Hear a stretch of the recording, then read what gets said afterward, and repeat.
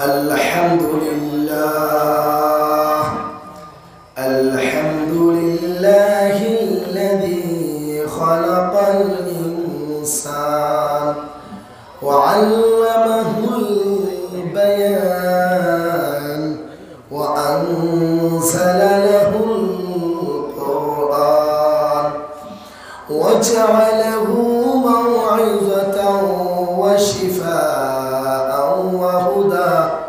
وهدى ورحمة لذوي الإيمان لا ريب فيه ولم يجعل له عوجا وأنزل له قيما وحجة نورا لذوي الإيقان والصلاة والسلام الأتمان الأكملان على خير الخلائق من الإنس والجان الذي نور القلب والقبور نوره ورحمة للعالمين ظهوره وعلى آله وصحبه الذين هم نجوم الهداية وناشر الفرقان وعلى من تبعهم بالإيمان أما بعد فأعوذ بالله من الشيطان الرجيم بسم الله الرحمن الرحيم عما يتساءلون عن النبأ العظيم الذي هم فيه مختلفون كلا سيعلمون ثم كلا سيعلمون ألم نجعل الأرض مهادا والجبال أوتادا وخلقناكم أزواجا وجعلنا نومكم سباتا صدق الله المولانا العظيم وقال النبي صلى الله عليه وسلم إن لله أهلين من الناس قالوا من هم يا رسول الله قال هم أهل الله قال هم أهل القرآن هم أهل الله وخاصته أو كما قال عليه الصلاة والسلام اتق المحارم تكن أعبد الناس أو كما قال عليه الصلاة والسلام القرآن شافع مشفع وماحل مصدق من جعله أمامه قاده إلى الجنة ومن جعله خلف ظهره ساقته إلى النار أو كما قال عليه الصلاة والسلام وصلى الله على سيدنا ومولانا محمد وعلى آله وأصحابه وسلم وصلى الله على سيدنا ومولانا محمد وعلى آله وأصحابه وسلم সুবহানাল্লাহ ওয়ালহামদুলিল্লাহ ওয়ালা ইলাহা ইল্লাল্লাহ সুবহানাল্লাহ ওয়ালহামদুলিল্লাহ ওয়ালা ইলাহা ইল্লাল্লাহ লা ইলাহা ইল্লাল্লাহ লা ইলাহা ইল্লাল্লাহ লা ইলাহা ইল্লাল্লাহ লা ইলাহা ইল্লাল্লাহ লা ইলাহা ইল্লাল্লাহ লা ইলাহা ইল্লাল্লাহ লা ইলাহা ইল্লাল্লাহু মুহাম্মাদুর রাসূলুল্লাহ সাল্লাল্লাহু আলাইহি ওয়াসাল্লাম। উপস্থিত অধ্যকার জলসার সম্মানিত সভাপতি সাহেব, উপস্থিত উলামায়ে কেরাম, মুরব্বিয়ানে কেরাম, যুবক ভাইরা, রসুল করিম সাল্লাল্লাহু আলাইহি ওয়াসাল্লামের জানানো ভাষায়, শিখানো ভাষায় আপনাদেরকে শান্তির সম্ভাষণ সালাম জানাচ্ছি। আসসালামু আলাইকুম ওয়া রাহমাতুল্লাহি ওয়া বারাকাতুহু। প্রিয় ভাই সকল, যে যেখানে আছেন, রাস্তাঘাটে বসে আছেন, আপনাদের প্রত্যেকের কাছে করজোড়ে সবিনয়ে অনুরোধ করছি জলসার ভিতরে চলে আসুন। বিশেষ করে আমার প্রিয় যুবক ভাই যারা আছেন, দোকানে আছেন, বাজারে আছেন, রাস্তায় আছেন, দয়া করে প্যান্ডেলের ভিতরে চলে আসুন। দয়া করে আপনাদের কাছে সবিনয়ে অনুরোধ করছি, দয়া করে প্যান্ডেলের ভিতরে আসুন। এটা এমন একটি জায়গা, যে জায়গার মধ্যে আমার রব্বে করিম, আপনার আমার খালিক ও মালিক এই মুহূর্তে বসে আছেন। জোরে বল সুবহানাল্লাহ। কারণ রব্বে করিম বলেছেন, আনা জালিসু, আমি রব্বে করিম বসে যাই, মান যাকারানি, আমার বান্দাগুলো আমাকে পাওয়ার জন্য, আমাকে যখন স্মরণ করতে বসে, যেখানে তারা আমাকে ইয়াদ করার জন্য বসে, আমি আল্লাহ বসে যাই। সুবহানাল্লাহ। অর্থাৎ সেই জলসার মধ্যে রব্বে করিম তার কুদরতি নজর ঢেলে দিয়েছেন। অন্য জায়গার মধ্যে এসেছে মাজালিসুল কোরআন, মাজালিসুল্লাহ, যেখানে রব্বে করিমের জলসা, কোরআনের জলসা হয়। আল্লাহ বলে ওটা আমি রব্বে করিমের জলসা। সুবহানাল্লাহ। এই জন্য এখানে যারা বসেছি, আল্লাহর জলসায় বসে আছি, আল্লাহর পিন্ডালে বসে আছি। প্রিয় ভাইরা, যারা ভাইরে আছেন, আল্লাহর জলসা থেকে মাহরুম হয়ে গেলেন, আল্লাহর পিন্ডাল থেকে মাহরুম হয়ে গেলেন। ওয়াজগুলো আজকে আমরা গান তামাশায় পরিণত করে নিয়েছি।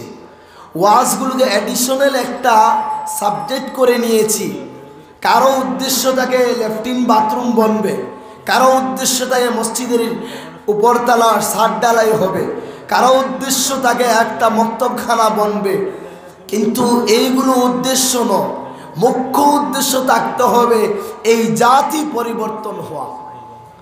আল্লাহ বলে বান্দাগুলো আল্লাহর সঙ্গে সম্পর্ক জড়িয়ে দেওয়া, দুনিয়ামুখী মানুষগুলো যাতে আখিরাতমুখী হয়ে যায়, জাহান্নামের মানুষগুলো যাতে জান্নাতি হয়ে যায়, এই উদ্দেশ্যে জলসাটা করতে হবে। এখানে ভাষায় ভাষায় আলোচনা হলো, আর কয়েকজনে শুনলাম আর পরে ভুলে গেলাম, ওই দিনেই ফজরে নামাজটা পড়লাম না, এই জন্য করা হয়নি। প্রায় জায়গায় জলসা হয়, ইমাম সাহেব ক্লান্ত হয়ে গেলেন, ওয়াজের পরের দিন চলে গেলেন বাড়িতে, সেই মসজিদে নামাজ তো দূরের কথা, আজান পর্যন্ত হয়নি। বাস্তব অভিজ্ঞতা থেকে বলছি, আমাদের এই জলসাটা পৃথিবীর কোনো জলসার মতো যেন না হয়, সচরাচর যে জলসাগুলো হয় এরকম যেন না হয়। এটা আমলের নিয়তে বসি ইনশাআল্লাহ, আমাদের জীবন পরিবর্তন করার জন্য যেন বসি ইনশাআল্লাহ।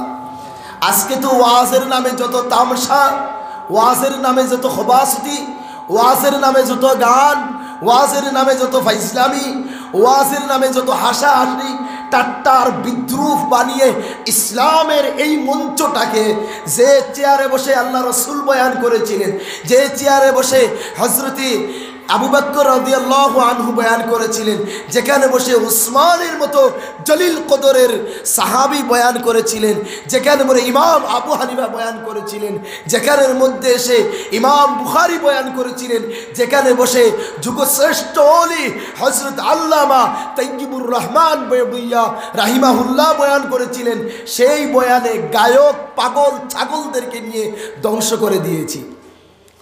আসতে দেখতেছি তো এমনও বক্তা আছে, এমনও আউল ফাউল আছে, ওয়াজের পিন্ডালকে একদম নিজেকে ওয়াইজ বলতে লজ্জা হয় ভাই, সত্যি বলছি ওয়াইজ বলতে লজ্জা হয়। কেন জানেন?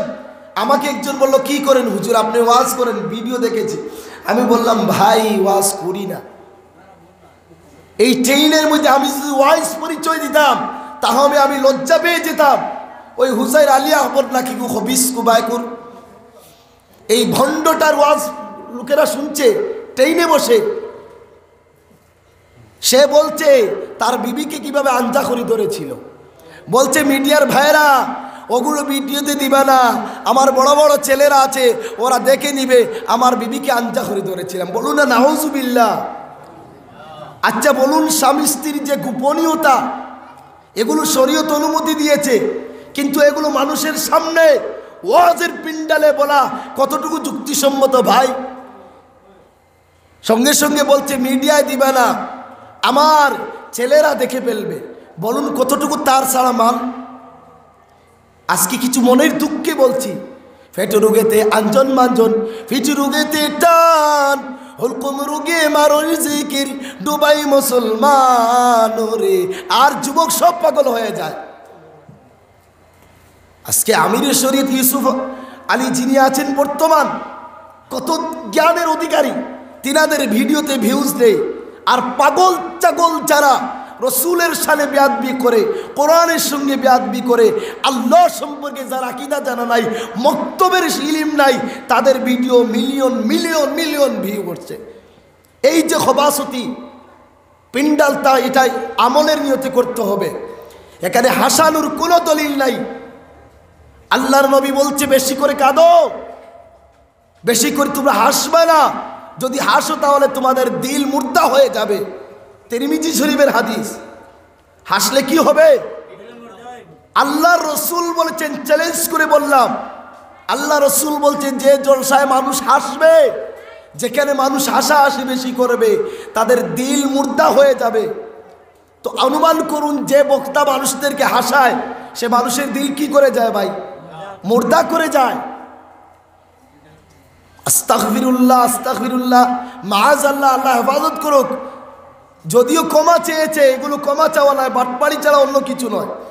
সে বলছে আল্লাহ রসুল্লাহ কি আগিয়ে মুতিয়ে দিয়েছিলেন। বলুন না নাউজুবিল্লাহ। পৃথিবীর মধ্যে যত আলিম উলামা এসেছেন চলে গেছেন, যত কিতাব লিখেছেন, কোথাও রসুল পাক সাল্লাল্লাহু আলাইহি সাল্লাম প্রস্রাব পায়খানা করেননি। রসুলের প্রস্রাব পায়খানা মুবারক হয়। বেয়াদবদের কারণে আজকে নিজেকে ওয়াইজ বলতে লজ্জা হয়। এই যে ফালতু, একদিন বললো আয়াত আসছে না, আয়াত আসছে না, এগুলো প্ল্যান করে বানিয়েছে। জানেন কি? তার মিডিয়া, তার আপন মিডিয়া আমাকে ফোন করে বলেছে, কল রেকর্ডিং আছে, বলছে সে ঘরে বসে একটা প্ল্যান করে কি বলে ভাইরাল হওয়া যায়। তো এতদিন আয়াত নিয়ে, গতকালকে না পরশু দিলাম হাদিস দিয়ে, বলতে হাদিস হচ্ছে না। এই যে ফাইজলামি চলছে ভাই, যুব সমাজ সজাগ হতে হবে। যুবক ভাই, ওয়াজ ফাইজলামির জায়গা নয়, এই মাহফিল তরবিয়তের জায়গা। নিজের নফস, নিজের জাত ও সত্তাকে আখিরাত থেকে, জাহান্নাম থেকে কিভাবে বাঁচানো যায় সেই নিয়তে বয়ান শুনতে হবে। সেই নিয়তে শুনবো তো ইনশাআল্লাহ ভাই। এখানে আসা হয়নি ভাষায় ভাষায় ওয়াজ চলবে, কিছু কিচ্ছা কাহিনী হবে, কিছু লোকেরা হাসবে। হ্যাঁ, মাঝে মধ্যে হাসতে পারে, কোনো বাধা দেয়নি, বিরোধিতা করিনি, কিন্তু অল টাইম ফাদের গন্ধ। বুঝতে পারলেন? ফাদের গন্ধ, ইসের গন্ধ, কিসের গন্ধ, এইগুলো কি মুসলমানের ক্ষতি হচ্ছে না ভাই? বাংলাদেশ তো আমি বলি আন্তর্জাতিক খ্যাতিসম্পন্ন বন্ড দেশ। বাংলাদেশ কি জানেন? আন্তর্জাতিক খ্যাতি সম্পন্ন ভণ্ডের দেশ হলে বাংলাদেশ। যেই দেশের গুলাম মঈনুদ্দিন নামক একটা কুলাঙ্গার বের হয়েছে, বলে নামাজ রোজা কোরআনে নাই, বলছে মরণকালে কলিমা কালামের ভাই কোনো কিছুর দরকার নাই, মরণকালে গৌসবাগের ঢুলবাসী বা যাইও রে দয়ার দরবারি ভাই। তারও তো বক্তব্য আছে। নাউজুবিল্লাহ, দেওয়ানবাগির লক্ষ লক্ষ মুরিদ আছে যে দেওয়ানবাগি বলেছে রসুল করিমের মেয়ে, সতী মেয়ে, সর্দারের জান্নাতের মহিলাদের সর্দার সেই ফাতিমাকে সে নাকি বিয়ে করেছে। বলবেন না নাউজুবিল্লাহ? এই তো বাংলাদেশের ভণ্ড জায়গার কারণে সে টিকেছিল। আমি তো চ্যালেঞ্জ করে বলছি, বাংলাদেশিরা তোমরা আমাদের এখানে এসে কি ওয়াজ করবে, তোমরা আমাদের এখানে কি বয়ান করবে? আমাদের ভণ্ড যেটাকে আমরা তাড়িয়ে পিন্ডাল থেকে নামিয়ে দিয়েছি, তোমরা নিয়ে পীর বানিয়ে নিয়েছে। এই আমাদের এখানে যদি কোনো বক্তা বলে ফাতিমাকে বিয়ে করেছি, বলো তাকে যাদের রাখবে জুতা দিয়ে পিটাইয়া পিন্ডাল থেকে নামিয়ে নিবে। কিন্তু সেই দেওয়ানবাগির লক্ষ লক্ষ মুরিদ, কি বললাম, হিজবুত তৌহিদ বন্ড একটি দল, নারী পুরুষ একত্রে বসে, একদিকে নারী একদিকে পুরুষ পিন্ডালে বসছে, বেহায়া নির্লজ্জের মতো চলছে, আয়াত ঠিক নেই, নমাজ আর্মি ট্রেনিংয়ের মতো। সেই হিজবুত তৌহিদের আপনার লক্ষ লক্ষ ফলোয়ার্স, বলুন না নাউজুবিল্লাহ। তাদের ইমাম বলে না, তারা এমাম বলে।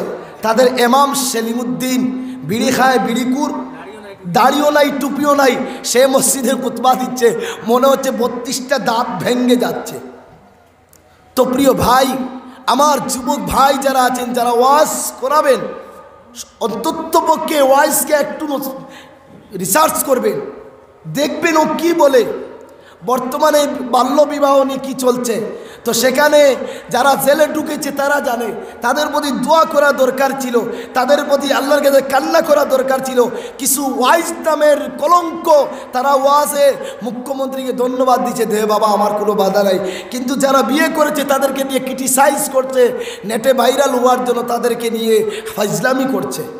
দেখতে পাচ্ছেন না ভাইরা? এইগুলো এই জন্য ওয়াজ করানো হয়নি। ওয়াজ হতে হবে আল্লাহকে কিভাবে রাজি করা যায়। আল্লাহ বলে দিয়েছে, ফাযাক্কির, হে আমার হাবিব, হে প্রিয় হাবিব, আপনাকে এই দুনিয়ায় পাঠিয়েছি, ওয়াজ করুন, তাজকিরা করুন, নসিহত করুন।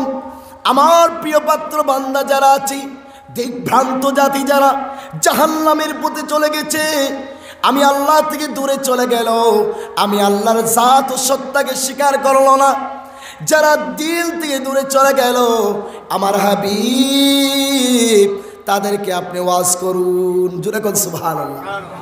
ফাযাক্কির, হে নবী তাজকিরা করুন, আলোচনা করুন, বুঝান। ইন্নামা আনতা মুযাক্কির, ও রাসূল আপনাকে আমি নিশ্চয় ওয়াইজ বানিয়ে পাঠিয়েছি। হে নবী আপনি ওয়াজ করুন, নসিহত করুন, তাজকিরা করুন, তাদের নফসের তলে মেহনত করুন, তাদের হৃদয়ের তলে মেহনত করুন। কেননা আজকে বর্তমানে দেখতে পাচ্ছেন আলিম উলামাদের এক দল আর আমাম মানুষের আলাদা দল হয়ে গেছে। কারণটা দোষী সাধারণ মানুষ নয়, দোষী হলাম আলিম উলামারা। আমরা মানুষদের কাছে যাই না, আমরা মনে করি যদি বছরে ওয়াজ হয়ে যায় সেটাতে বয়ান করব, টাকা আসবে। নিজের টাকায় নিজের পিঠিতে ব্যাগ বের করে নিজের দৌলত নিয়ে গ্রামে গ্রামে বের হই না। এই জন্য বর্তমানে দুনিয়ার মুসলমান দুই দলে বিভক্ত হয়ে গেল। যে আলিম ছাড়া মানুষ ইমান বাঁচবে না, যে উলামা ছাড়া মানুষের ইমান বাঁচবে না, যে উলামা ছাড়া মানুষের ইহকাল পরকাল ধ্বংস, সেই আলিমকে এখন সাধারণ মানুষ মূর্খতা এতটুকু ঢুকেছে, গালি পাচ্ছে, গাল দিচ্ছে। ভুল বললে বলো ভুল বলেছি। কেন? কারণ হচ্ছে আমাদের দোষ, আমাদের দোষ। এই জন্য আল্লাহ বলছে এই আয়াতটা শুধু নবীদের উপরে ন্যস্ত করা হয়নি, নবীদের উপরে সেই আয়াতটা সমাপ্ত হয়নি। আমাদের পরে আর কোনো নবী আসবেন না, আমাদের নবী শেষ নবী। অর্থাৎ নবীর রক্তে জোড়া দিন, নবীর মেহনতের দিন হর কাচ্চা পাক্কা মুসলমানের ঘরে, হর যুবকের ঘরে ঘরে পৌঁছাইয়া দেওয়ার দায়িত্ব আলিম উলামাদের। আর সেই মঞ্চ পবিত্র মঞ্চ হচ্ছে ওয়াজের মঞ্চ। জুড়ে কোন সুবহানাল্লাহ। সেখানকে অপবিত্র করে দেওয়া যাবে না, সেখানে ফাইজলামি করা যাবে না। কারণ আল্লাহ বলে, নবী গো, আপনাকে তো আমি পাঠিয়েছি দুনিয়ার মধ্যে, ইন্নামা আনতা মুযাক্কির, হে রাসূল এই পৃথিবীতে আপনাকে পাঠিয়েছি ওয়াইস বানিয়ে আমার বান্দাদেরকে বুঝান, আমার বান্দাদেরকে জাহান্নামের পথে তুলে তুলে জান্নাতের পথে নিয়ে আসুন। তারপরে আল্লাহ বলেন, লাস্তা আলাইহিম বিমুসাইতির, ও নবী আপনাকে দারোগা বানাইনি, লাঠি দিয়ে তাড়িয়ে তাড়িয়ে তাদেরকে মসজিদে আনবেন। আপনার দায়িত্ব হলো আমার বান্দাদেরকে বুঝিয়ে দাও, আমার বান্দাদের সামনে দিনের কথা আলোচনা তুলে ধরুন। ও নবী গো, আপনার দায়িত্ব নাই লাঠি দিয়ে পিটাইয়া পিটাইয়া মসজিদে আনা। বুঝতে পারছেন আমার কথা ভাই? সবাই বুঝতে পারছেন তো? ওয়াজ করুন, আপনাদেরকে লাঠি দিয়ে তাড়িয়ে আনার কথা নয়। যারা আজ থেকে ফজরের নামাজ পড়বে না, আলোচনার পরে ওয়াজ করার পরে আল্লাহর কথা বলার পরে যারা সুদের ব্যবসা ছাড়বে না, মদের ব্যবসা ছাড়বে না, 1 নম্বর 2 নম্বর 4 নম্বর 5 নম্বর খারবার ছাড়বে না, আল্লাহ বলছেন নবী ইল্লা মান তাওয়াল্লা ওয়া কাফার। আপনি আলোচনা করার পর, আপনি বুঝিয়ে দেওয়ার পর তারা যদি বুঝবার না চায়, জানবার যদি না চায়, যদি না মানে, তাহলে ফায়ুআযিবুহুল্লাহ, আমি আল্লাহ তাদের জন্য আযাব তৈরি করতেছি।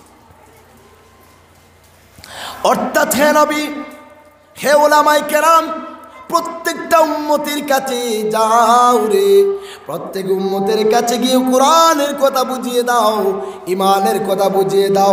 ইমানদারির কথা বুঝানোর পরে যদি তারা না বুঝে, তাহলে গো নবী তুমি কি লাঠি চার্জ করবা না? লাঠি চার্জ করবা না। আমি তারা ইল্লা মান তাওয়াল্লা ওয়া কাফার আলোচনা করার পর এখন আমি বলছি ফজরের নামাজ পড়তেই হবে। ফজরের নামাজ ছেড়ে কেউ যদি ঘুমায়, জাহান্নামের বিছানায় ঘুমাইল। কেউ যদি মিথ্যে কথা বলে, একটা গুনাহ কবিরা করলো, গুনাহ কবিরা 7 বছর জাহান্নামে জ্বলতে হবে। কোনো রিওয়ায়াতে এসেছে 7000 বছর। এখন এই কথাগুলো জানার পরে যদি কেউ ইসারফার বসে বলে আমি করিমগঞ্জে আছি, আসতে সময় বলছে একজন শুনলাম, বলছে আমি করিমগঞ্জে আছি, তো এই যে মিথ্যে বলল, আমি তাকে তাড়াতে পারবো না, আমি তাকে পিটিয়ে ঠিক করতে পারবো না। আমি বলে গেলাম, যদি আপনারা আজ ফজরে আসেন না, যদি আপনারা সুদের ব্যবসা ছাড়েন না, যদি আপনারা ঋণ বন্ধনের সঙ্গে সম্পর্ক ছেদন করেন না, যদি আপনারা জোহরে আসরে গাফলতির মধ্যে ডুবে পড়েন, আল্লাহ বলেন তাহলে আমি তাদের জন্য আযাব তৈরি করতেছি। আমার দরবারে আখিরাতের ঘাটে আমি আল্লাহ হাসরের মাঠে আযাব দেব। আমি আল্লাহ নিজে তৈরি করতেছি আযাব। অনুমান করুন, আল্লাহ বলছে আমি ওয়াজ করুন, আপনারা বুঝান, বুঝানোর পরে যদি না বুঝে তাদের জন্য আযাব। এখন আপনারা নামাজ ফরজ বুঝতে পারছেন কি পারছেন না ভাইরা? বলুন, মসজিদে নামাজে আসা, জমাতে নামাজ পড়া ওয়াজিব, এই কথা বুঝতে পারছেন তো? যদি আজকে এশার থেকে আর যদি ফজরে আসেন না, তাহলে আপনার জন্য আল্লাহ আযাব তৈরি করছেন। কেমন আযাব? আযাবাল আকবার। রব্বে করিম বলেন, আমার বান্দারা ভালো করে শুনে নাও, নিপুণভাবে শুনে নাও, আমি আল্লাহ এমন আযাব তৈরি করলাম, আযাবাল আকবার, মহান আযাব, অতীব মহান আযাব, যে আযাবে গ্রেফতার হলে আর বের হবে না। লা ইউআযিবু আযাবাহু আহাদ। আমার আল্লাহ বলে এমন আযাব মানব দানব কুল কায়নাত মিলে এত শাস্তি দিতে পারবে না। আমি আল্লাহ এত শাস্তি দেব যদি ওয়াজ করার পরে, বুঝানোর পরে যদি মানুষ জাতি ঠিক না হয়। আমাদের শহর ওয়াজ চলছে, আমাদের বারবার বয়ান চলছে কিন্তু আমাদের পরিবর্তন হচ্ছে না। কারণটা কি? ওয়াজগুলো কানের তৃপ্তি বানিয়ে নিয়েছি। আসলাম, হুজুর কিছু আলোচনা করবে, মনের একটা আনন্দ পাবো, বিভিন্ন ঘটনা বলবেন, আর আবার চলে যাব। আমলের নিয়তে এক বান্দা আসে না। যদি বলতো, এটা নিয়ত থাকতো যে আমি আজ থেকে তওবা করে আর কাল থেকে নামাজি হয়ে যাব, আল্লাহর পথে ফিরে আসব, তাহলে মসজিদ এতদিনের ওয়াজে, প্রত্যেক বছরের ওয়াজে যদি 10 জন লোক বাড়তো, তাহলে আজকে মসজিদ ভর্তি হয়ে যেত। যেত কি যেত না ভাই? আপনারা আজকে তওবা করে মসজিদে নামাজি বনবেন তো ইনশাআল্লাহ? জুড়ে বলেন ইনশাআল্লাহ। নিহবদি করবেন না ভাইরা। মনে হচ্ছে যেন রোজা রমজানের মাস রোজা ধরে বসেছে, এরকম করলে হবে না। জুড়ে জুড়ে বলতে হবে ইনশাআল্লাহ। বলেন, আজকে থেকে নামাজি বনে যাব ইনশাআল্লাহ। কারণ আজকে থেকে যদি নামাজি বনে যাও, আল্লাহর দরবারে যদি তওবা করে যাও, আমার আল্লাহ বলে, বান্দারে তওবা করতে দেরি, আমি ক্ষমা করতে দেরি না। আমার আল্লাহ রাব্বুল আলামিন বলেন, ফামান যুহজিহা আনিন নার ওয়া উদখিলাল জান্নাতা ফাকাদ ফাজ। ও আমার বান্দারা রে, শুনে নাও, বুঝে নাও, এই দুনিয়ায় কামিয়াবি পথের যাত্রী, বিজয় পথের যাত্রী কারা? যারা এই দুনিয়ায় ভালো হয়ে গেল, তওবা করে আলিমদের কাছে এসে নামাজি হয়ে গেল, সুদের ব্যবসা ছেড়ে দিল, মদের ব্যবসা ছেড়ে দিল, সিনার আড্ডা ছেড়ে দিল, মদের আড্ডা ছেড়ে দিল, আর আল্লাহর জান্নাতে ঢুকে গেল, ফাকাদ ফাজ, তারা কামিয়াব হয়ে গেল। যারা এই দুনিয়ায় তার নিজের দিনের উপরে মেহনত করে, সে নিজের দিনের উপরে মেহনত করে, নামাজের উপরে মেহনত করে, কুরবানি করে, যারা আল্লাহর বিধি বিধান, আল্লাহর হুকুম হাকামের উপরে চলনেওয়ালা হয়ে গেল, আল্লাহ বলে তারা তো কামিয়াব হয়ে গেল। वमल हयातुद्दुनिया, ये दुनिया कुछ नहीं है, ये दुनिया फानी है, बाकी आखिरात है। दुनिया কিছুই নয়, দুনিয়া অল্প। এই অল্প জীবনের মধ্যে এসে আখেরাত কামাই করতে হবে, আখেরাতের সামান জোগাড় করতে হবে। তো তাই তো তারাই কামিয়াব হয়ে গেল। আমরা কেউ মনে করছি একটা মোবাইল পেয়ে গেলে এটা জীবন, কেউ বা মনে করি একটা যদি গাড়ি হয়ে যায় এটা আমাদের জীবন, কেউ বা মনে করি একটা যদি বাড়ি হয়ে যায়, বড় ভালো একটা ঘর হয়ে যায়, সেটা আমার জীবন। কেউ বলি চাকরি পেয়ে গেলে জীবন হয়ে যায়। না না মুমিন, এটার নাম জীবন না। জীবন হলো আল্লাহ যদি পেয়ে যাও, নামাজি হয়ে যাও, তাহলে তোমার জীবন হয়ে গেল। জুড়ে কন্যা সুবহানাল্লাহ। সব পাইলা, গাড়ি পাইলা, বাড়ি পাইলা, রব পাইলা না, তো তোমার মতো কপাল পোড়া এই জগতে কেউ নাই। সব আছে, দিন নাই তো তোমার কিছুই নাই। সব পেয়ে গেলা, আল্লাহ পাইলা না, তো তুমি কিছুই পাইলা না। আজকে মারা যাও, কালকে কবরে রাখা হবে, বাড়ি যাবে না, গাড়ি যাবে না। দুঃখ রাখি কোন দিকে?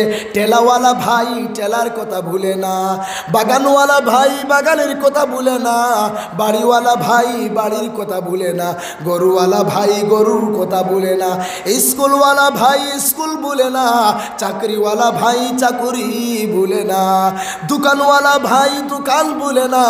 সব কিছু মনে থাকে না রব্বে কারীমের কথা।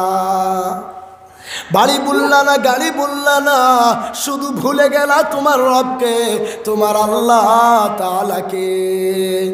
বাস্তব বললাম না মিথ্যে বললাম? বলুন। সব কিছু আমাদের ঠিকঠাক, সব কিছু আমাদের চলছে, চলে না মসজিদের নামাজ, চলে না আল্লাহর হুকুম। অথচ আমরা বলেছিলাম আমানতু বিল্লাহি কামা হুয়া বিআসমাইহি ওয়া সিফাতিহি ওয়া কাবিলতু জামিআ, ও আল্লাহ মেনে নিলাম তোমার সমস্ত হুকুম বিধি বিধান, কিন্তু মেনে নিলাম বলার পরে আল্লাহর নবীরা ওলিরা আলিমরা বুঝানোর পরেও নিলাম না। মুক্তি স্বীকার করেছি প্রথমেই যে আল্লাহ সব কিছু মেনে নিলাম, কিন্তু পরে দেখা যায় কিছুই মানলাম না। আল্লাহ বলে দুনিয়ার মানুষ ভালো করে শুনে নাও, নিপুণভাবে শুনে যাও। ফাকাইফা তাত্তাকুনা ইন কাফারতুম, যদি এই দুনিয়ায় গুনাহ করে, নামাজ ছেড়ে, আল্লাহর নাফরমানি করে যদিও দুনিয়ায় বেঁচে যাও, এই দুনিয়ায় সুদ খাচ্ছো আল্লাহ ধরে না, এই দুনিয়ায় মদ পান করছো আল্লাহ ধরে না, এই দুনিয়ায় মিথ্যে বলছো আল্লাহ ধরে না, এই দুনিয়ায় ফজরে ভালো করে পল্টি দিয়ে ঘুমিয়ে যাচ্ছ, ফজরের নামাজ পড়ো না, আজানে তোমার দিল নরম হয় না, আল্লাহ বলে ফাসবার, আজান দেওয়ার পরে 5 ওয়াক্ত আজানের আওয়াজে যাদের দিল নরম হয় না, যাদের অন্তর নরম হয় না, আমি আল্লাহ তাদের জাহান্নামের আগুন দিয়ে তাদের অন্তরটা নরম করব। বলুন না নাউযুবিল্লাহ।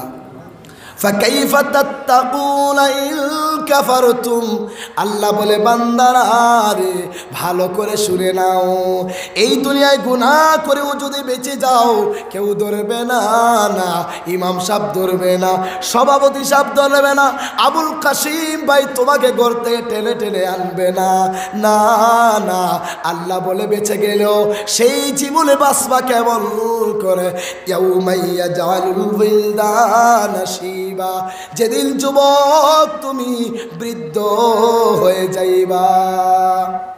ও দুনিয়ার মানুষ রে, আজকে হাতে ব্যথা হলে ডাক্তার কানায় যাও, গিয়ে বলো ডাক্তার মশাই আমি তো চলন্ত মানুষ, আমার হাতে কি হলো, ঔষধ দাও। পেরেশানি করো, এক্সরে করাও, সোনোগ্রাফি করাও, মনোগ্রাফি করাও, কত কিছু করাও, আজকে যদি চোখে কিছু হয়ে যাও ডাক্তার কানায় গিয়ে বলো ডাক্তার সাহেব তাড়াতাড়ি ঔষধ দাও, আমার চক্ষু খারাপ হয়ে গেল। ডাক্তার যদি বলে যা যা গোলাম ওই নেপাল চলে যা, তুমি নেপালেও চলে যাইবা। একদিনে তো পেরেশানি করো, তবে বান্দার সেই দিনের পেরেশানি করেছ কি যেদিন চক্ষু একেবারে বন্ধ হয়ে যাবে।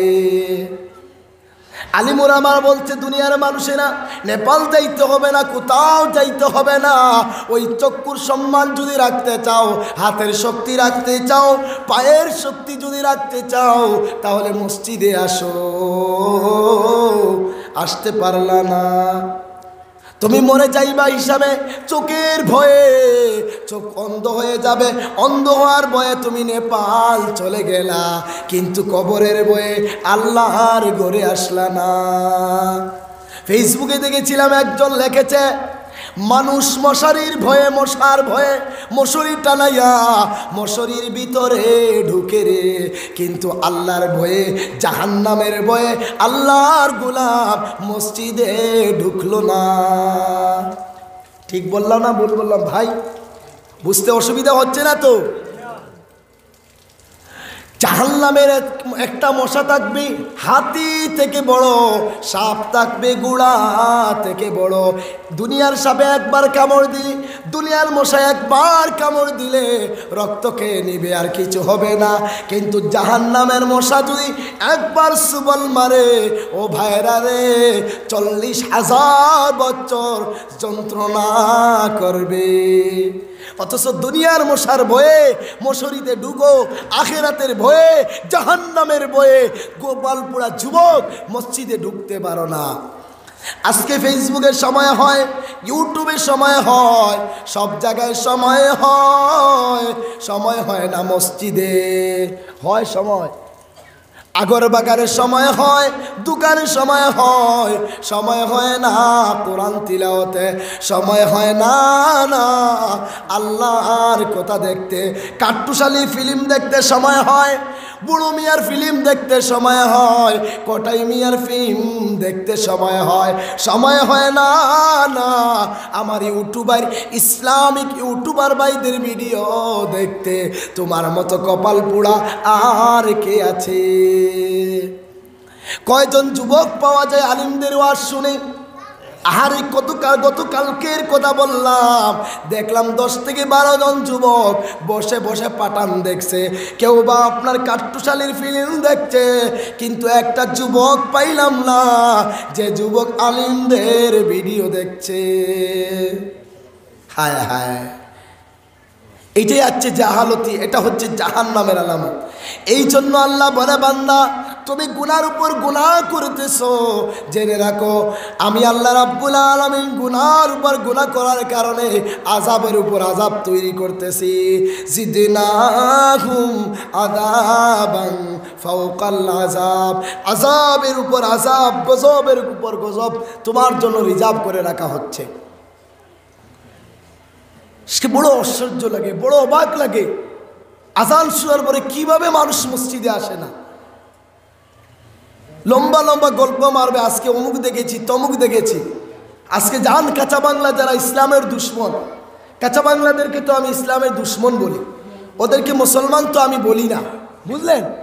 ওই কাঁচা বাংলার তারা মাসে লক্ষ লক্ষ টাকা ইনকাম করছে।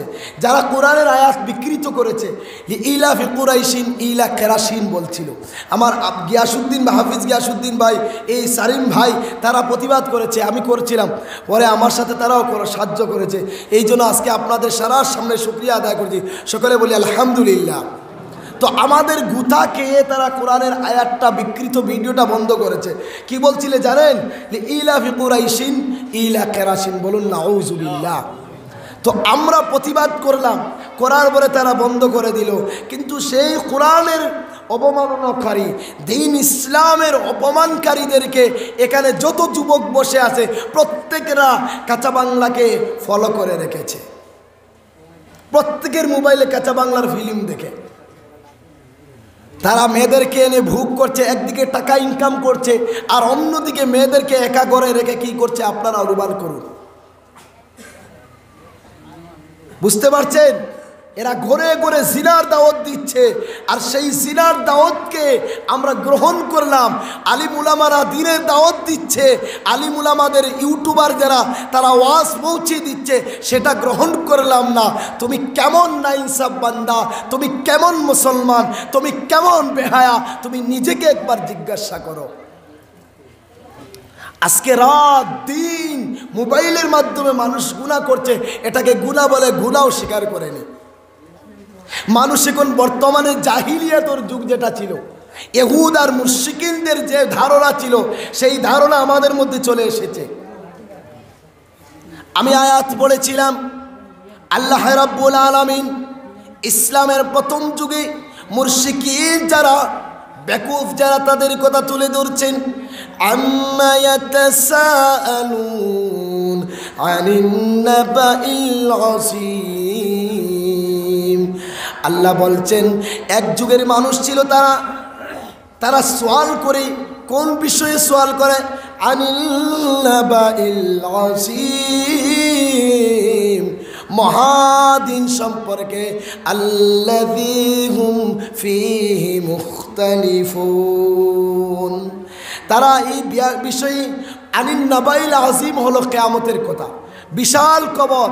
যখন আল্লাহর রসুল নবী করিম সাল্লাল্লাহু আলাইহি সাল্লাম এসে নামাজের কথা বললেন, জান্নাতের কথা বললেন, জাহান্নামের কথা বললেন, কিয়ামতের কথা বললেন, কবরের কথা বললেন, ফুলসিরাতের কথা বললেন, আপনার মিজানের পাল্লার কথা বললেন, হাসরের মাঠের কথা বললেন, তখন কিছু কিছু কাফের ছিল, তখন কিছু কিছু গয়রকন ছিল, তারা একে অন্যের জিজ্ঞাসাবাদ শুরু করলো যে আল্লাযী হুম ফীহি মুখতালিফুন। তারা ইখতিলাফ করে শুরু করে দিল যে এগুলো হবে কি না, এগুলো সত্যি কি হবে, কিয়ামত কি আছে, কিয়ামত এখানে হবে, এরকম ইখতিলাফ শুরু করে দিল। আর বর্তমানে সেই ইখতিলাফ আমাদের ভিতরে ঢুকে গিয়েছে। আমরা যে আমাদের যুব সমাজ ইসলাম থেকে দূরে, আমাদের মুরব্বী মানুষ ইসলাম থেকে দূরে কেন জানেন? একটাই মাত্র কারণ, সেই কারণটা হচ্ছে ওরা কিয়ামত নিয়ে সন্দেহ আছে, কবর নিয়ে সন্দেহ আছে, জাহান্নাম নিয়ে সন্দেহ আছে। আল্লাহর কসম করে বলি যুবক ভাইরা, ভালো করে শুনো, যদি কোনো মানুষ জাহান্নাম সত্যিকারে ভয় করত, যদি কোনো মানুষ জাহান্নামকে সত্যিকারে ভয় করত, তাহলে আল্লাহর কসম সেই মানুষ নামাজ ছাড়তে পারত না। ঠিক কিনা ভাই? এক ওয়াক্ত নামাজ ছেড়ে দিলে, নবীজি বলছে এশার নামাজ না পড়ে ঘুমালো তো সে জাহান্নামের বিছনায় ঘুমালো। এই কথা, জাহান্নামের বিছনা যদি আমাদের ইয়াকিন থাকতো, বিশ্বাস থাকতো, বলুন কেউ নামাজ ছাড়তে পারতো ভাই? এখন বিশ্বাস আছে কারেন্টের বিদ্যুৎ লাইনে হাত দিলে মানুষ মারা যাবে, একজন মানুষ আপনার জোর জবরদস্তি করে ধরাতে পারবেন? ধরবে কেউ? কেন ধরবে না? কারণ তার একিন আছে এখানে ধরলেই শটকে মারা যাবে। তো এখানে একিন নাই যে এশার নামাজ না পড়ে ঘুমালো তো জাহান্নামে ঘুমালো, এই কথার একিন নেই বলে আল্লাহর বান্দা আরামসে মনের নিশ্চিন্তে নিব্রবে ঘুমাচ্ছে, নিভৃতে ঘুমাচ্ছে, তার একটাবার ভয় লাগে না। আমরা মনে করি মরবো না, আর যদিও বা মরি সবাই মারা যাওয়ার পরে মরব, এরকম আমাদের ধারণা। আল্লাহ রাব্বুল আলামিন বলেন, শোনো বান্দারা, কাল্লা সায়ালামুন, বান্দারে কাল্লা না না, এই দুনিয়ায় ইখতিলাফ করে, একদল বলবে কিয়ামত আছে, একদল বলে কিয়ামত নেই। আল্লাহ বলে না না, এইভাবে মনের সন্দেহ দিয়ে বুঝবা না, এইগুলো প্রশ্ন করে বুঝবা না, এইগুলো দিয়ে বিভ্রান্ত চড়িয়ে বুঝতে পারবা না। সায়ালামুন, আবার আল্লাহ বলছেন অতি ধ্রুব জেনে যাবে। আল্লাহ প্রথমে কাল্লা বলছে না, জানতে পারবা না। সায়ালামুন আবার বলছেন অতি ধ্রুব জানতে পারবে। তার অর্থটা কি জানেন? তার অর্থটা হলো দুনিয়ার মানুষ, এই দুনিয়া থেকে তুমি কবর কাকে বলে জানবা না, এই দুনিয়ায় থেকে তুমি কবরের আযাব কিরকম বুঝবা না, জাহান্নাম কেমন বুঝবা না, আল্লাহর আযাব কেমন বুঝবা না। সায়ালামুন, যখন মৃত্যু শিহরে আসবে, মরণের আজরাইল সামনে আসবে, তখন তুমি জানবা কতটা ধানে কতটা চাল। যখন মৃত্যু শিহরে আসবি, মৃত্যুর শয্যায় শায়িত হয়ে যাইবা আমার গোলাম রে, তখন জানতে পারবা এই দুনিয়ার জীবনের দাম, তখন জানতে পারবা জাহান্নাম কাকে বলে, তখন জানতে পারবা জান্নাত কাকে বলে। এই জন্য আল্লাহ সতর্ক করে দিয়েছে। দুনিয়ায় এগুলো এখন আমাদের বুঝে আসে না যুবক ভাই, এখনো যৌবনের মৌবনে পড়ে আল্লাহর নাফরমানি করো, মোবাইল ফোনে হাইজান বলো, জাদু শোনা বলো, কত কিছু বলতে পারো, নাফরমানি করো রে যুবক। ও আমার যুবক ভাই, মনে রাখো এইগুলো তখন জানবা ভুল করেছো নাকি, যখন মালাকুল মউত আসবে, যখন আজরাইল সামনে চলে আসবে। বুঝতে পারলেন যুবক ভাই? তুমি যৌবনে পড়ে গুনাহ করো, তুমি যৌবনের তাড়নায় ফ্রি ফায়ার পাবজি খেলো, যৌবনের তাড়নায় হোয়াটসঅ্যাপ চ্যাটিং করো। জানেন হোয়াটসঅ্যাপ চ্যাটিং করে এই বিষয়ে নিজের গ্রামে ওয়াজ করেছিলাম, নিজের আত্মীয় থেকে আত্মীয় একজনের একটা সিম এনেছিলাম আমি। তো সেই সিমটা বলছে আমাকে দিতে হবে, আমার প্রোফাইল নিয়ে আমার ফটো লাগিয়ে এত নোংরামি ছড়িয়েছে চতুর্দিকে, পরবর্তীতে ক্ষমা চেয়েছে আমার গ্রামের লোক। যে আমি এর বিরুদ্ধে বলেছিলাম, তাকে একটু শাসিয়েছিলাম মসজিদে জুম্মার নামাজে, প্রতিদিন নোংরা নোংরা স্ট্যাটাস দেয়। আমি একটা আইন করেছিলাম গ্রামের মধ্যে, যেত ছেলেরা নোংরা স্ট্যাটাস দিবে, নোংরা ভিডিও শেয়ার করবে, নোংরা ভিডিও লাইক করবে, তাদেরকে 200 টাকা জরিমানা আর 3 বার মসজিদে কারে ধরে উঠ বসানো। তো সে কি করছে জানেন, আমার সিমটা নিয়ে ওই বয়ানটা এডিটিং করে আর আবার দেখাচ্ছে যে আমার সিম থেকে এরকম নোংরামি চলছে, জোরে কোন নাউজুবিল্লাহ। কিন্তু সিমটা তারই ছিল, পরে নিয়ে গেছে, তারপরে বিচার হয়ে বৈঠক বসে আমাকে সিম দিয়েছে। তো একথা উদ্দেশ্য না, উদ্দেশ্যটা হচ্ছে 99% মানুষ আজকে মোবাইলের কারণে জাহান্নামে চলে যাচ্ছে, 99% মানুষ কবরে যাচ্ছে, জাহান্নামের পথে চলে যাচ্ছে, কিন্তু এগুলো মানুষ অনুমান করতে পারছে না। তো আল্লাহ বলছে অনুমান তখন হবে, কিয়ামত অনুমান এখন আসবে না, জাহান্নামের অনুমান এখন আসবে না, তখন আসবে সায়ালামুন, যখন মৃত্যুর সময় এসে যাবে, বৃদ্ধ হয়ে যাইবা, তখন বুঝতে পারবা। ও যুবক ভাই, তুমি যৌবনে পড়ে আল্লাহর নাফরমানি করো, আজকে বুঝবা না, বুড়ো যখন হইবা তখন জানবা এই যৌবনের দাম। এক সময় তো তুমি শিশু বাচ্চা ছিলা, মায়ের কুলে দুধ পান করেছিলা, ধুলোনায় ধুল খেয়েছিলা, এখন তুমি বড় হয়ে গেলা, একদিন তুমি যুবক বৃদ্ধ হয়ে যাইবা, কালো চুলগুলো সাদা হয়ে যাবে, এক সময় ওই সাদা চুলগুলো পড়িয়ে যাবে। কারণ এই দুনিয়া চিরস্থায়ী জায়গা নয়, এখানে চিরস্থায়ী থাকার জায়গা নয়। এখান তোমাকে ছাড়তে হবে, এখান থেকে তুমি আরেকটি জগতে যাইতে হবে। সেই জগতে যদি পাতে সংগ্রহ না করো, নামাজ না পড়ো, আল্লাহর জিকির না করো, ভালো ওলিদের হাতে বয়াত না নাও, দিনের মেহনত না করো, নিজের নামাজের সূরা মুজাকেরা করে সূরা কিরাত যদি সিদ্ধ না করো, তাহলে সেখানে বাঁচার কোনো লাইন নেই। বুঝতে পারছেন? কারণ কবি বলেছেন, कोई आता है कोई जाता है, महफिल का है रंग ही, सकी की नवाजिश जारी है, मेहमान बदलते रहते हैं।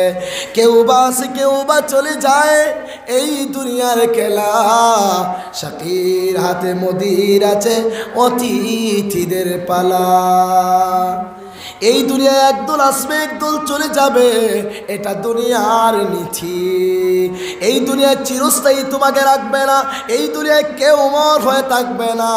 আমাদের আগে একদল এসেছিল, এই সরফার জায়গায় এসে আবাদ করছিল, বড় বড় বাঘ তাড়িয়ে, সিংহ তাড়িয়ে, বানর তাড়িয়ে তারা জায়গাটা করেছে। আজকে তারা নেই, আজকে আমি আছি, কালকে আমিও চলে যাব, অন্যদেরকে জায়গা করে দিতে হবে। হবে কি হবে না ভাই? অবশ্যই এই দুনিয়া ছেড়ে যেতে হবে। এই দুনিয়া আজকের মেহমান আমরা, কাল অন্যদেরকে মেহমান করে জায়গা দিতে হবে। আপনি আমি মেহমান কেনার মতো আছি। মেহমান কেনায় মেহমান আসে, এখানে বসবাস করে না, আবার চলে যায়, কিছু সময় রেস্ট করে। তো রেস্ট হাউস, দুনিয়াটা হচ্ছে রেস্ট হাউস।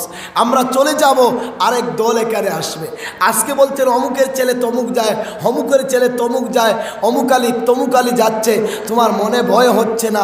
আল্লাহর ওলি বলেন, মুঝসে কিসি को रिश्तेदारी है, आज वो कल हमारी बारी है। मुझसे किसी को रिश्तेदारी है, आज वो कल हमारी बारी है। আজকে অমুকের ছেলে তমুক যায়, ও যুবক ভাই, কাল তোমাকে যাইতে হবে, তুমি ওই দুনিয়া ছেড়ে কবরে যাইতে হবে। কবরের মেহমান সবাই, কবরের যাত্রী সবাই, ওই কবরে যেতেই হবে। এই দুনিয়ায় কেউ থাকতে পারবে না। না, কখন মৃত্যু আসবে, কিভাবে আসবে কেউ জানে না রে। একটা প্রতাপচারী বাদশা ছিল, আল্লাহ নাফরমান ছিল। একদিন তার শূন্য সামান্য জমা করলো, তাদের উজির নাজির জমা করে বলল, আজকে এই দেশ ঘুরে আসবো। মনের আনন্দে 70 জোড়া উট, 70 জোড়া খাদিম, 70 জোড়া ঘোড়া নিয়ে বের হয়ে গেল। 70 জন নারী নিয়ে বের হয়ে যাইতেছে, ফালুম পলুম করে মনের অহংকারিতে বের হয়ে যায়। হঠাৎ দেখি রাস্তায় একজন ফকির বসে আছে। ওই ফকির বলে, বাদশা যান রে। ফকির বলে, বাদশা জানেন, উজির যে ছিল, প্রথম সেনাপতি ছিল, তাকে বলে, সেনাপতি তোমার বাদশার সাথে একটু কথা বলবো, একটু কথা বলার সুযোগ করে দিবা তো? বলছে, না আজকে হবে না, বেয়াদব কোথাকার। আজকে বাদশা আপনার চলন্ত ঘোড়া নিয়ে, উড়ন্ত ঘোড়া আর দুড়ন্ত ঘোড়া নিয়ে সফরে যাবে, আর তুমি এসেছো বেয়াদব কোথাকার, জেলে ভরে দিব, চলে যাও। তো সেখানে ধাক্কা খেয়ে ফকির বেটা পড়ে গেল ডেইনের এক মুড়ে। যখন বাদশাহ এসেছে, ওই ফকির বাদশার লাগাম ধরে বলছে, বাদশা যান, দাঁড়ান, আপনার সাথে একটু কথা আছে। বাদশা বলে, ধরো ছেলে নিয়ে যাও। তখন ফকির বলে, বাদশা জান রে, আমার আর্তনাদ একটু শুনো। অনুনয় বিনয় করার পরে বাদশা জান বলে, রে ফকির বলো না তোমার কি আবদার। একটু দরদ আসলো। ফকির বলে, বাদশা জান, আমি এমন একজন ফকির, আমি যার সাথে দেখা করি জীবনে একবার দেখা করি, আর দেখা করি না। আর আমি যার সাথে কথা বলি কানে কানে বলি, জবান জবান দিয়ে উচ্চ আওয়াজে বলি না।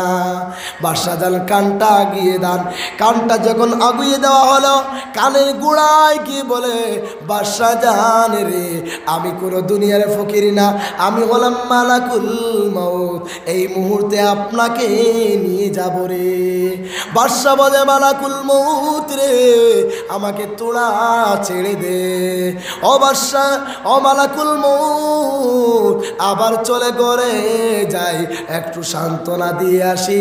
এই সময় বাদশাহ চিৎকার দিয়ে বলে, ও সাথীরা রে, আমার সামনে আজরাইল, আমার সামনে জাহান্নাম, আমার সামনে জান্নাত, আমার সামনে হাসরের মাঠ রেখে দেওয়া হয়েছে। সাইয়ালামুন, তখন জানবা বাদশাহ যেভাবে জেনেছিল, আপনিও তখন জানবা। তখন ইয়াউমা ইয়াতাযাক্কারুল ইনসানু মা সাআ, আফসোস করবে, মানুষের বোধগম্য হবে, বোধগম্য দিয়ে কাজ হবে না।